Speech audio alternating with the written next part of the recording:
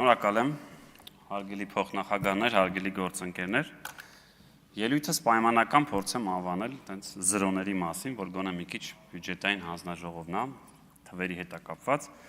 բայց մինչ այդ նաև ուզում եմ պաշտպանել ուժեղ Հայաստան խմբակցության իմ գործընկերներին, որովհետև ձեր խմբակցության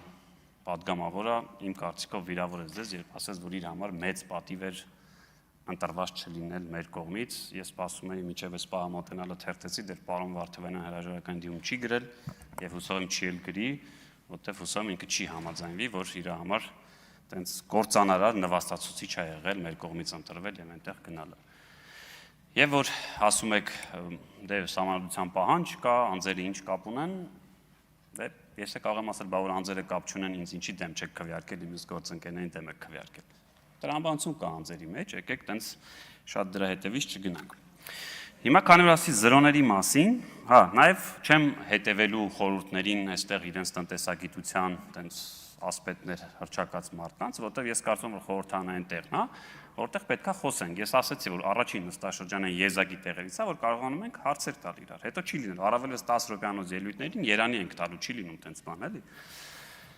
Ու ես կխոսեմ էլի պետական պարտքից, շարունակելով պարոն Եղոյանի օրինակ, մի քիչ ավելի բարձրացնենք։ 2017 թվականին կամ 18 թվականին պատկերացրեք ձեզանից որևէ մեկը ունի մի հատ տուն ու մի հատ մեքենա։ Այդ ժամանակ են ձեր ասած Լիբանանը որ գար, գալու էր տաներ ձեր տունը եւ օրինակ ավտոյի անվադողերն էլ հետը, որովհետեւ ձեր ունեցած հնան են, որ ասում ենք հարաբերակցությունը 60%-ից ավել էր, այսինքն դուք ոչ տուն եք ունենալու, ոչ է մեքենա եք ունենալու, որ կարողանաք քշել։ Հիմա դուք ունեք 4 հատ բնակարան, 6 հատ ավտոմեքենա։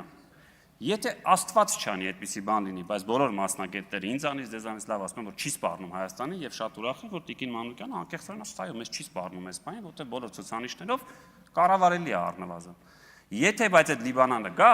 հիմա տանելու է 2 տունը եւ 2 մեքենան, բայց դուք կունենաք ելի մեկը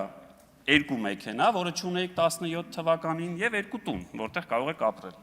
Այս փորձեցի հնարավորինս պարզ ասել, երբ որ պարոն Շիրազ Մանուկյանը էլի բերում ասում ամեն անձի վրա դրված է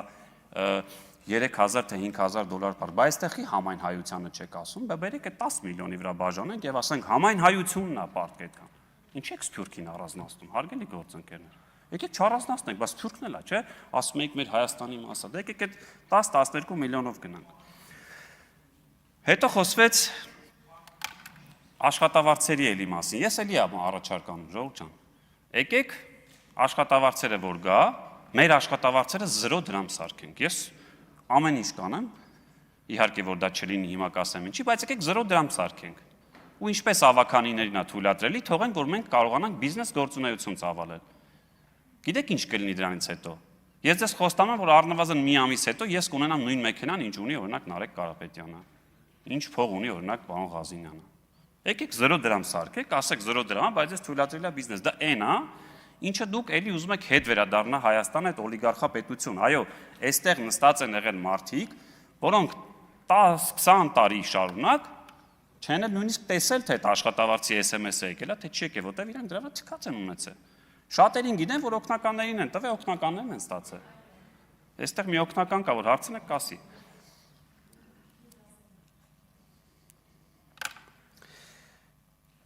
Մեկ էլ գաղտնիությունից խոսվեց,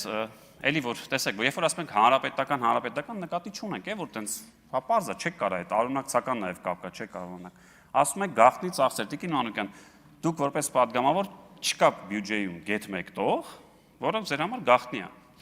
Բայց ես հիշում եմ, գիտեք ով օրինակ ընդունեց այն ծախսերի մասին, որոնք դուք ասում եք, որ դա վատ է, ով ընդունեց այդ ծախսերը,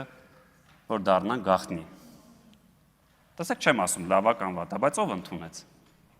Որ բացեք ԱԺԿ-ում, այնտեղ մի ազգանուն կա, որը նույնանուն է ձեր խմբակցության ղեկավարի ազգանունի հետ։ Այդ մարդն է կողմ քվեարկել եւ դարձել է այդ ծախսերը գաղտնի։ Հիմա եթե վատ է արել, ուրեմն պետքա գաք եւ նաեւ այստեղ պարոն Ալեքսանյանը ասաց ինքնահայացմամբ ասեք, այո, սխալ են արել մեր դե չեմ ուզում դառնա ընտանեկան բան, այսինքն մեր քաղաքական նախնիները սխալ որոշում են ընդունել, երբ որ գաղտնի են պահել ազգային ժողովի նախագահի, վարչապետի եւ հանրապետության նախագահի որոշ ծախսեր։ որը իդեպ ձեր համար էլի եմ ասում գաղտնիք չէ։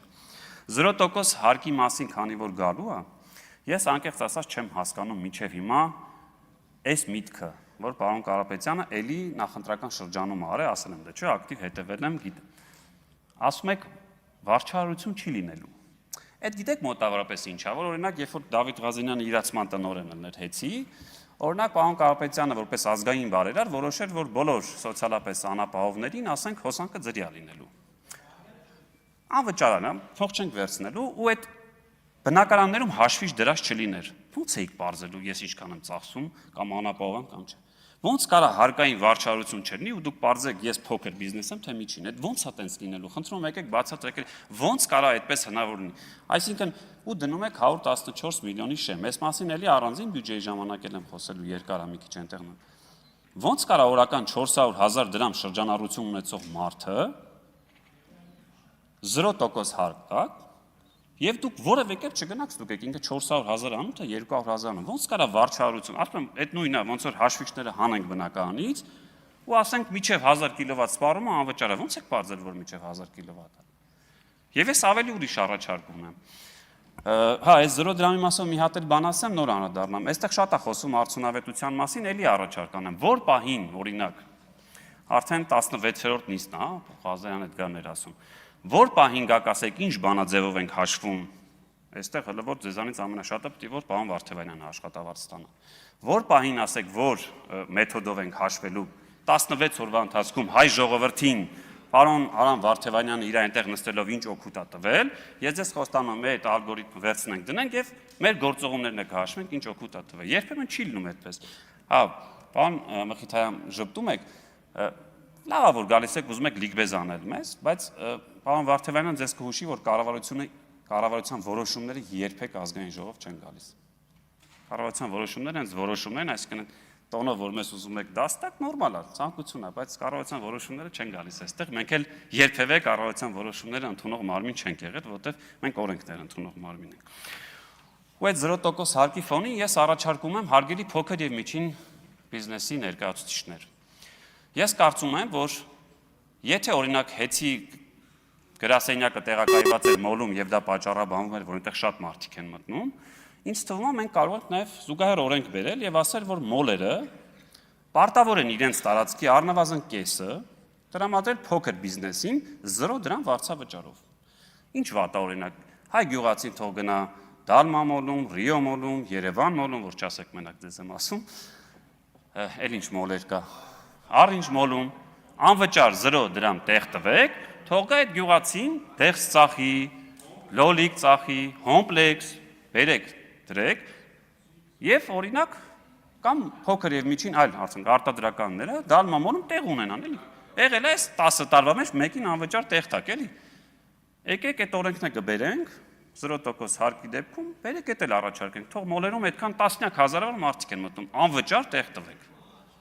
Ես առաջարկում եմ այդ ներկայացուցիչներին այդ ոլորտի, այս մասով շատ ակտիվ քննարկումներ ծավալել, կարող եք բողոքի ակցիաներ անցկացնել նաև Ուռնեցի փողոցում, պահանջելով մարդկանցից, որ այո, այնտեղ ձեր բիզնեսը կարող է իսկապես ծաղկել։ Եկեք անվճար տեղեր տանք մոլերում այդ մարդկանց։ Եկեք, այ արդեն սկսել է քաղաքական կոնսուլտացիաներ, այդ արդեն լավ է, այդ արդեն շատ լավ է։ Ես 0-ի մասին, քանի որ ժամանակ կա, պարոն Կարապետյան, էլի եմ ասում, եթե դուք ինձ կհիմնավորեք, ո՞նց եք դուք պարզելու, որ ես Սիսակ Գաբրելյանց, որ բիզնես կունենամ, ո՞նց եք պարզելու, որ ես դարձա արդեն խոշոր բիզնես, կամ եթե ես օրական 400,000 դրամ շրջանառություն ունեմ 0% հարկ եմ մուծելու, հենց իմացա դառնալու 401,000 դրամ, դուք ինձանից գալու եք այդ 20% ավելացված արժեքի հարկման դաշտ 80,000 դրամ տանեք, եթե տրամաբանությունը բացատրեք, ինչի ես պետք է շահագրգռվածնեմ 400,000 դրամից 401,000 դրամ առևտրանեմ, որ դուք եկաք 80,000-ը տանեք, այդ էլ հիմնավորումը կբերեք։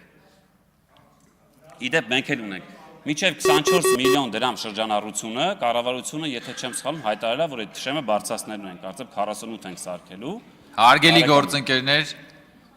լսում ենք ամբիոնից ելույթ ունեցողին։ Բայց այդ մասով ես էլի դրա մասնակետը չեմ, մի օր օրինակ մի հատ փոքր արտադրություն են բերելու, կամ արտադրանքն են բերելու, ու մենք տեսնելու ենք, թե այդ արտադրանքի մեջ ինքնարժեքը ինչքան է անում այդ դուք 10 եք ասում, բայց իրականում 10 չի, այլ մոտ 2-2.5 է, որտեղ եթե ինքնարժեքից հանենք այդ ծախսերը, նախընտրական շրջանում դուք մտել եք մի կրպակից հացաբուրգերից գուլկի եք առնում։ Այդտեղ այդ ինքնարժեքոր 100 դրամ տվեցիք, ինքը ոչ թե 100 դրամի 10%-ն է վճարում, այլ հանում է այդ 80 դրամ այդ ալուրի փողը, տեղի փողը, մնում է տակը 20 դրամ, այդ 20 դրամը 10%-ն ժամանակը ավարտվել է։ Ես դա էլ կհիմնավորեմ։ Շնորհակալ եմ, մի քանի զրոյեր մնաց, բայց դա էլ հաջորդ Շնորհակալություն։